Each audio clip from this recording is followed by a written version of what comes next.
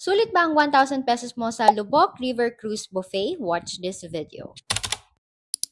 Hi mga sisis, this is Trixie and I usually talk about personal finance and travel vlog, and for today's video, share ko sa inyo yung experience namin dito sa Lubok River Cruise Buffet. Before kayo makapasok, magbabayad muna kayo ng 1,000 pesos para makasakay kayo dun sa cruise nila. Tumatagal tong cruise nila na parang 1 hour and 30 minutes, parang ganyan. So ito yung mga pagkain na pwede nyong pagpilian.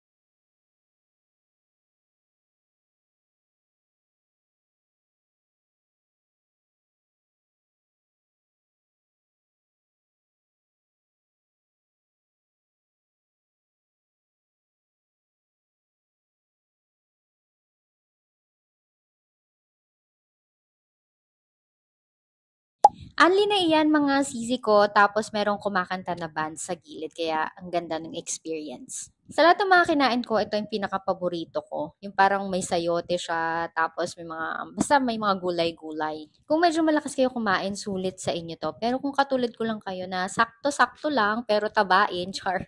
Hindi nyo masusulit to, pero masarap siya mga sisi ko. Kahit ilang beses kayong bumalik, okay lang yan as long as hindi pa tapos yung cruise. Yun nga, 1 hour 30 minutes siya, parang tumatagal.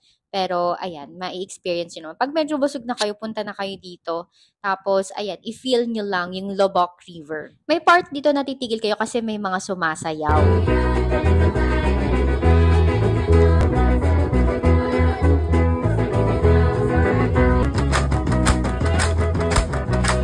For the experience mga sisi ko, sulit yung 1,000 pesos. Kung gusto niyo pa ng mga vlog, like and follow for more.